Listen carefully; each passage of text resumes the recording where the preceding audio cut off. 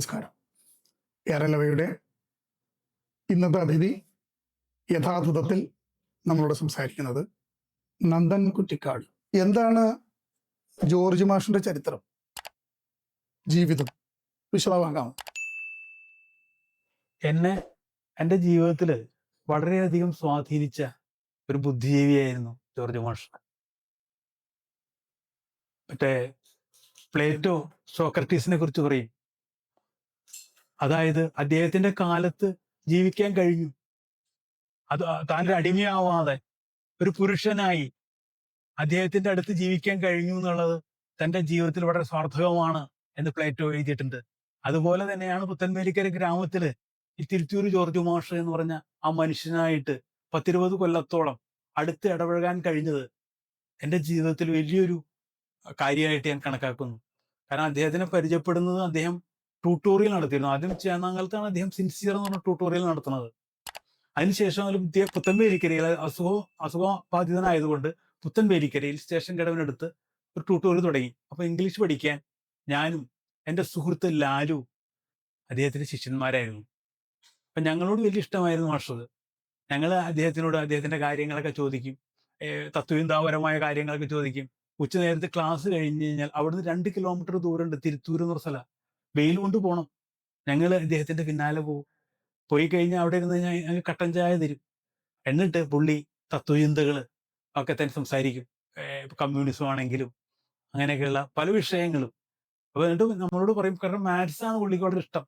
നിങ്ങൾ മാത്സ് പഠിക്കാതെ പോയത് വളരെ കഷ്ടമായി പോയി, അല്ലെങ്കിൽ നമുക്കത് ചർച്ച ചെയ്യാമായിരുന്നു എന്നൊക്കെ പറയും. അങ്ങനെ ഇരിക്കുന്ന സമയത്ത് ഇദ്ദേഹത്തിന്റെ ഒരു സുഹൃത്ത് എന്ന് പറയാം, അദ്ദേഹം ആ സുഹൃത്ത് നരേന്ദ്രൻ, അയാൾ അമേരിക്കയിലായിരുന്നു. അമേരിക്കയിൽ റിസർച്ച് ചെയ്യാണ്, അവിടുത്തെ പ്രൊഫസറും കൂടിയാണ്. അപ്പൊ അദ്ദേഹം ഫെഫർമാൻ എന്ന് പറഞ്ഞ മാത്തമാറ്റീഷ്യനെ പരിചയപ്പെടുത്തി ജോർജ് മാഷ്. ഈ ഫെഫർമാൻ കത്തുകൾ അയക്കും ജോർജ് മാഷ്. അങ്ങനെ ഒരിക്കൽ ജോർജ് മാഷ് ഫെഫർമാൻ ഒരു കത്ത് അയച്ചു. ആ കത്ത് അയച്ചപ്പോൾ ഫെഫർമാൻ മറുപടി അയച്ചു, അതായത് നിങ്ങൾ ചോദിച്ച ചോദ്യത്തിന് ഉത്തരമുണ്ടോ എന്ന് എനിക്കറിയില്ല. അങ്ങനെ ഉത്തരം ഉണ്ടാകുകയാണെങ്കിൽ മാത്സിന്റെ ബേസ് വരെ തകരാൻ സാധ്യത ഉണ്ടെന്ന് പറഞ്ഞിട്ടാണ് അദ്ദേഹത്തിന് മറുപടി. അപ്പം മാഷക്കൊരാഗ്രഹം റിസർച്ച് ചെയ്യണമെന്ന്. അങ്ങനെ അദ്ദേഹം കൊച്ചിൻ യൂണിവേഴ്സിറ്റിക്കാരെ സമീപിക്കുകയാണ്.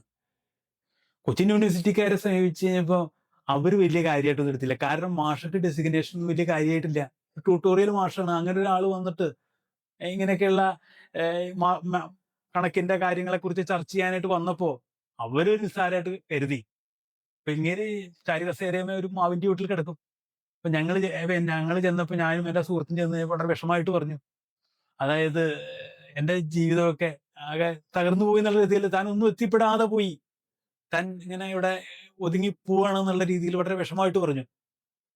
അത് കേട്ടപ്പോൾ എനിക്കും വളരെ വിഷമമായി. കാരണം ഇത്ര അറിവുള്ളൊരു മനുഷ്യൻ ആരും അറിയപ്പെടാതെ ഒരു പുത്തൻവേലിക്കര ആ കുഗ്രാമത്തിൽ ഒതുങ്ങി പോകുന്നുണ്ടല്ലോ എന്നുള്ള ഒരു വിഷമം തോന്നി.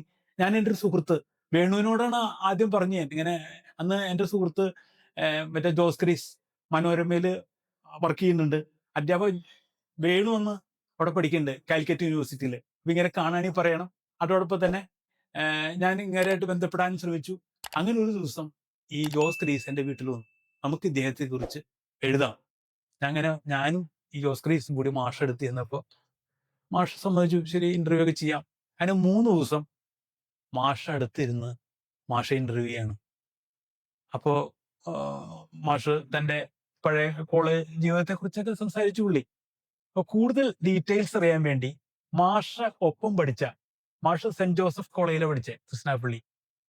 ഈ സെന്റ് ജോസഫ് കോളേജിൽ ഒപ്പം പഠിച്ച ഒളാട്ടുപുറം റാഫേൽ ഒളാട്ടുപുറം എന്നൊരു അച്ഛനുണ്ട്. അദ്ദേഹം മറ്റേ ആൽബർട്ട്സ് കോളേജിലെ പ്രിൻസിപ്പാളായിരുന്നു. അപ്പൊ അദ്ദേഹത്തെ കാണാനായിട്ട് പോയി. അദ്ദേഹം കോട്ടപ്പുറത്ത് മഞ്ഞളിപ്പള്ളി, ആ പള്ളിയിലെ ഒരു വികാരിയായിട്ട് ഒതുങ്ങിക്കൂടി ജീവിക്കേണ്ട റിട്ടയറായിട്ട്. അങ്ങനെ ഞങ്ങൾ കാണാൻ പോയി.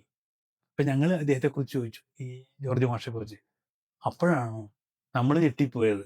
കാരണം ഈ മറ്റേ റാഫേൽ ഒളാട്ടുപുറം പറഞ്ഞു, ഇവൻ ഇന്റർമീഡിയറ്റിന് പഠിക്കുന്ന സമയത്ത് ടോപ്പോളജി എന്ന് പറഞ്ഞ വിഷയം ഇന്ത്യൻ സിലബസിൽ ഉണ്ടായിരുന്നില്ല. അതിന്റെ പ്രാമാണിക ഗ്രന്ഥങ്ങൾ ഉണ്ടായിരുന്നത് റഷ്യൻ ഭാഷയിലായിരുന്നു, ജർമ്മൻ ഭാഷയിലായിരുന്നു. ഈ ജർമ്മൻ ഇവൻ തന്നെ പഠിച്ചു. അങ്ങനെ ഈ ടോപ്പോളജി ഇവൻ ഹൃദയസ്ഥമാക്കി. ഈവൻ പ്രൊഫസർമാർക്ക് ഇതിനെക്കുറിച്ച് ക്ലാസ് ഒക്കെ എടുക്കുമായിരുന്നു എന്ന് പറഞ്ഞു. അതുപോലെ തന്നെ സൂര്യനാരായണ അയ്യർ എന്ന് പറഞ്ഞ പ്രശസ്തനായ അദ്ദേഹം ഒരു അധ്യാപകൻ ഉണ്ടായിരുന്നു അവിടെ. അപ്പോ ആ അധ്യാപകനെ കുറിച്ച് നമ്മുടെ ഈ മറ്റേ അബ്ദുൽ കലാം പഠിച്ചതും ആ കോളേജിലാ. അബ്ദുൽ കലാമിന്റെ fire wings of fire, fire of വിങ്സോ, അദ്ദേഹത്തിന്റെ ആത്മകഥ, ആ ആ പുസ്തകത്തില് ആത്മകഥയില് അദ്ദേഹം പറയുന്നുണ്ട് ഈ സൂര്യനാരായണനെ കുറിച്ച്. അപ്പൊ ഈ സൂര്യനാരായണ ഒരു ദിവസം ഒരു ബോർഡിൽ കണക്കിട്ടു എന്ന് പറയും. നിങ്ങൾക്ക് ആരെങ്കിലും ഇതിന് ഉത്തരം എഴുതാൻ പറ്റുമോ? വെല്ലുവിളിയാണ്.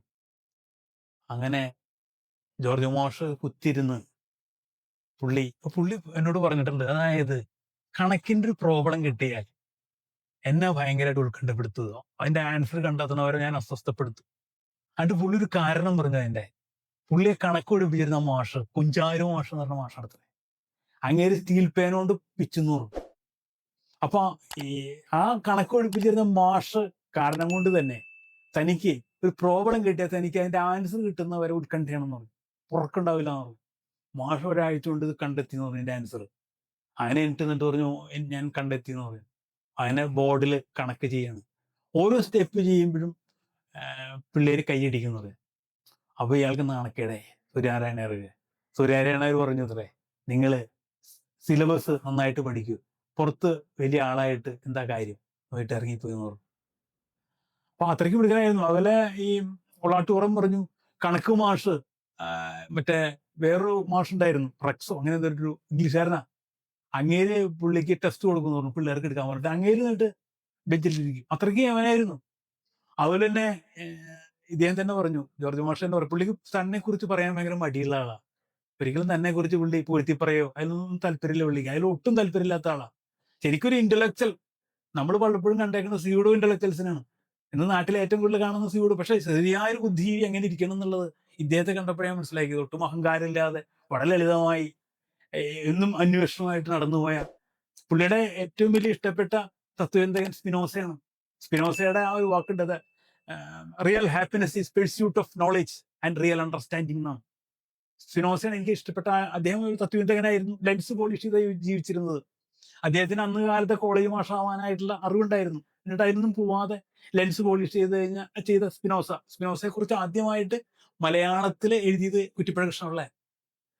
സ്ഥാനഭ്രഷ്ടനാക്കിയ തത്വജ്ഞാനി എന്ന് പറഞ്ഞിട്ട് അദ്ദേഹത്തിന്റെ സെലക്ടഡ് വർക്സിൽ ഒരു ലേഖനം എഴുതിയിട്ടുണ്ട് സ്പിനോസയെ. എന്നിട്ട് ഈ സ്പിനോസയുടെ ഈ വാക്ക് വളരെ മനോഹരമായിട്ട് കുറ്റിപ്പുഴ ട്രാൻസ്ലേറ്റ് എഴുതിയിട്ടുണ്ട്.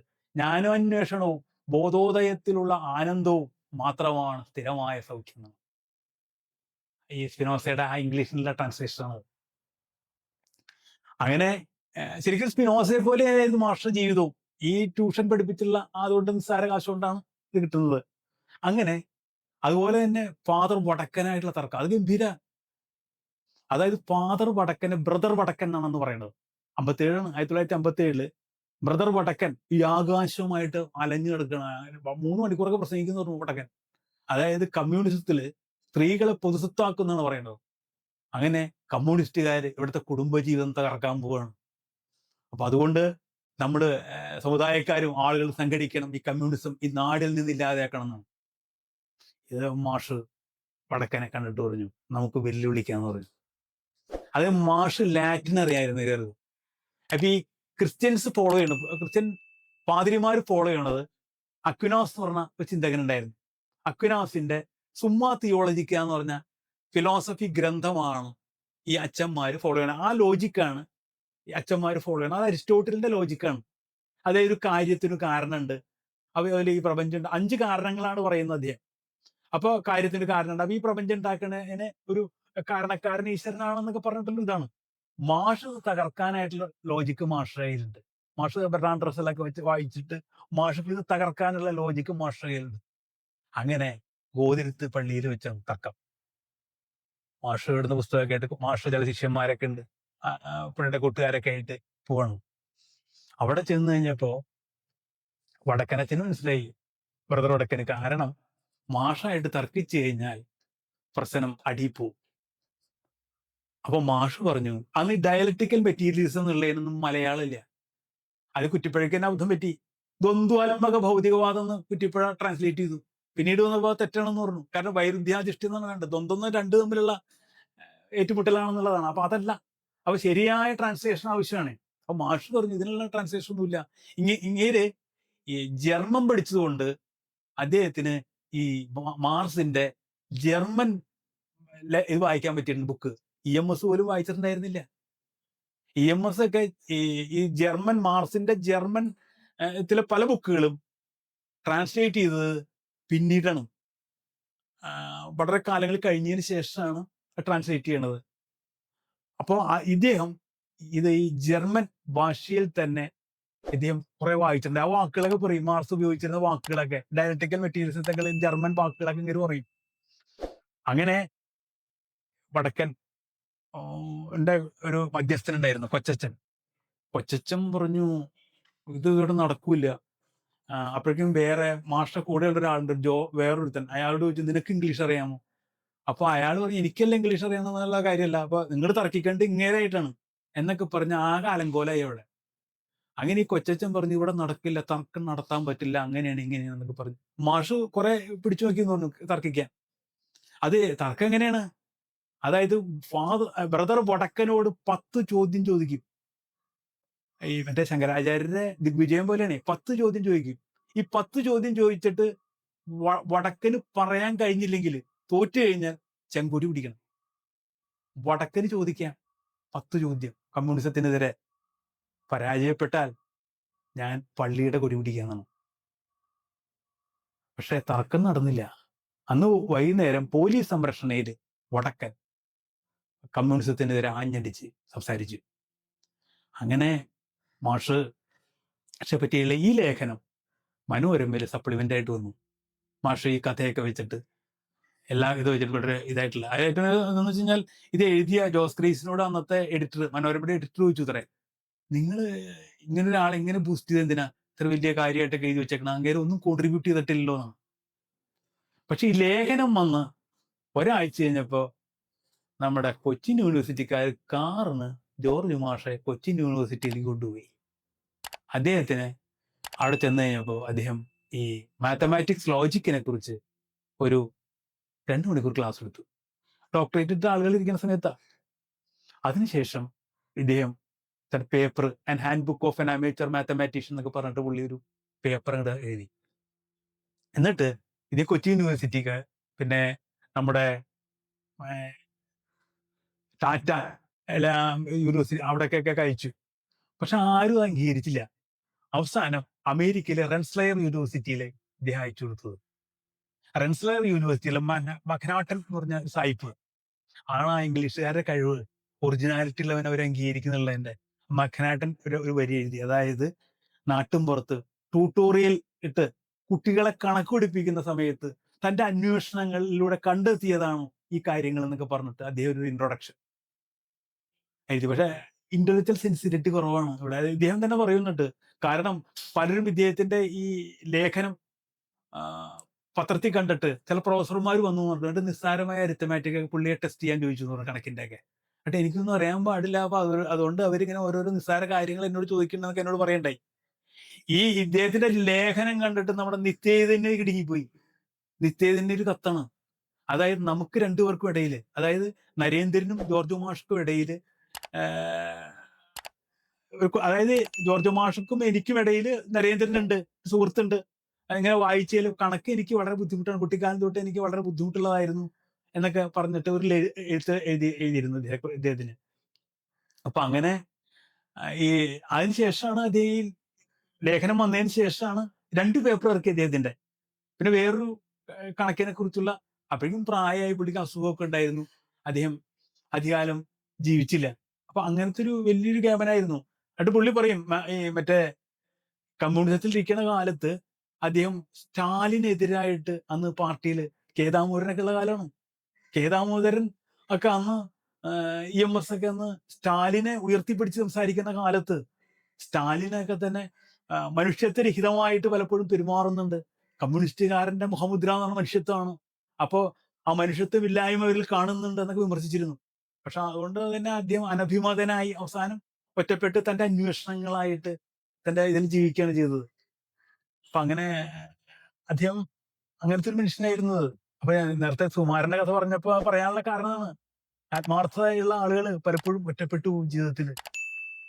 അവരൊന്നിനും വേണ്ടിയല്ല, അവര് അതിന് ആ മനുഷ്യത്വമാണ് അവരെ ഈ പ്രസ്ഥാന കമ്മ്യൂണിസ്റ്റിനോടുള്ള ആകർഷണമൊക്കെ വരുന്ന ആ മനുഷ്യത്വം. പക്ഷെ മനുഷ്യത്വരഹിതമായത് പലപ്പോഴും അവർക്ക് ഏൽക്കേണ്ടി വരുമ്പോൾ അവർക്ക് വേദന ഉണ്ടാകുന്നു എന്നുള്ളതാണ് കാണുന്നത്.